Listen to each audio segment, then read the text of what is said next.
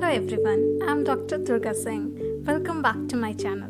So the last 3 videos of barium were related to the basics, barium swallow and barium meal. If you haven't watched these videos, then I recommend you to watch them first. Now let's proceed further.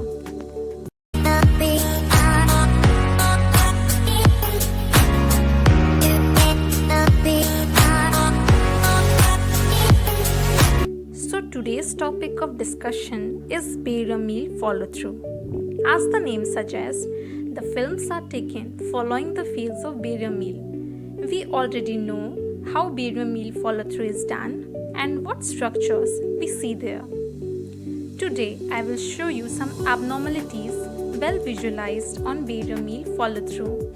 They are ileocecal tuberculosis, Crohn's disease, and the fecalith causing recurrent appendicitis. Before going through the abnormal films, I want you to see how normal barium meal follow-through films look like. See this skygram. This is the normal barium meal follow-through skygram. Pink arrow shows the jejunum and the yellow arrow shows the ileum. Let's see the normal anatomy first. See the first picture. This is normal anatomy of jejunum. Can you appreciate the circular folds? These are known as valvulae conniventes, that is, complete transverse mucosal folds. These foldings are made up of all the layers of mucosa, that is the lining epithelium, lamina propria, and the muscularis mucosa. The submucosa also extends into them. Apart from adding considerably to the surface area of the mucous membrane, these folds tend to slow down the passage of food through small intestine so that there is enough time for digestion and absorption. Look carefully, these folds are more prominent and close together in jejunum, giving the jejunum the feathery appearance on barium meal follow-through films. On the contrary, see the second picture. This is the normal anatomy of ileum. Ileum has less prominent and very few circular folds, and in the terminal part these folds are totally absent. So the ileum is known as featureless.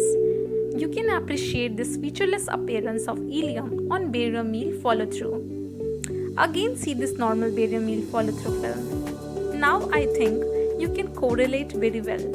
Jejunum lies on the left upper quadrant and shows complete ring-like folds, while ileum lies on the right lower side and is featureless.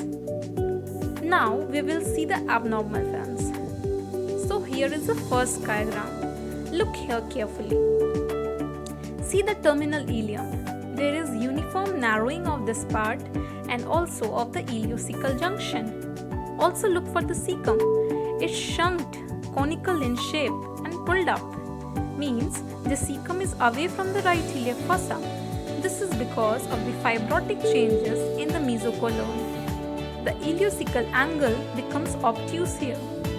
So, why these changes? Because of the fibrosis, because of the chronic nature of the disease, there is stricture formation. The proximal part dilates in its response. So, the diagnosis? Yes, we are talking about ileocecal tuberculosis or ileocecal cox. Here I want you to remember few terms. They are gooseneck deformity. Gooseneck deformity is because of the loss of normal ileocecal angle and dilated terminal ileum. It appears as suspended and hanging from a retracted, shortened cecum. Just it looks like the gooseneck. Second is Fleschner sign. Means thickened ileocecal valve lips or wide gaping of the valve with narrowing of the terminal ileum. And third is the Sterlin sign, that is shrunken cecum, widely opened ileocecal valve and the narrow terminal ileum. This all leads to rapid emptying of the diseased segment. Now, the second film. I'm telling you the diagnosis. See this picture? I'm telling you the diagnosis. It's of Crohn's disease. See, there is terminal ileal involvement. There is severe stricture of a long segment of terminal ileum due to edema, due to spasm, due to fibrosis. This is known as the string sign of Cantor. This is known as string sign of Cantor. It is accompanied by proximal dilatation. Remember, string sign of Cantor is seen in any lesion causing narrowing of intestinal lumen. It is also seen in hypertrophic pyloric stenosis, ileocecal tuberculosis, CA colon carcinoid tumor.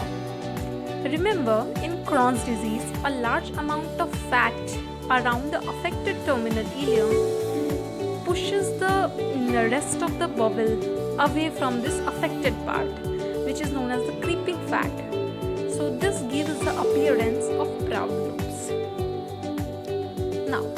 Now I want you to know the difference between the ileocecal tuberculosis and Crohn's disease. Remember, in tuberculosis, cecum is more predominantly involved, while in Crohn's, terminal ileum is more predominantly involved.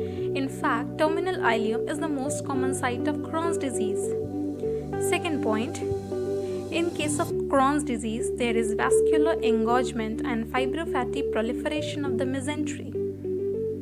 In tuberculosis, there is a stricture formation in the small intestine. The stricture is continuous, that is, there is continuous involvement of, for example, say, 1.5 feet length of small intestine, whereas in case of Crohn's disease, there are skip lesions due to which the strictures are formed involving 4 feet length of the small intestine, for example. This results in difference in treatment of these two diseases. Like in case of stricture due to tuberculosis, we treat it by resection and anastomosis. But in case of Crohn's disease, we can't treat this by resection and anastomosis because it will lead to small bowel syndrome. We treat here by stricturoplasty. Okay, for all practical purposes, 90% chance you will get, if you get such pill, your diagnosis will be tuberculosis. But please keep your senses alive. Okay, now the last film for today. See this picture. See the yellow arrow mark? This is the appendix. It shows multiple filling defects in the lumen, suggestive of ficolates. This appearance suggests a pathological appendix. We are dealing with a case of ficolates which can lead to recurrent appendicitis. Ficolates are formed by inspissated fecal matter, calcium phosphate, bacteria, and epithelial debris.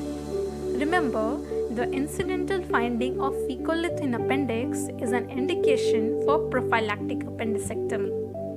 Now it's time for revision. See the slides. The first picture, diagnosis is ileocecal tuberculosis. The second picture, diagnosis is Crohn's disease. And the third picture, diagnosis is fecolate causing recurrent appendicitis. That's it for today, guys. Hope you liked the video.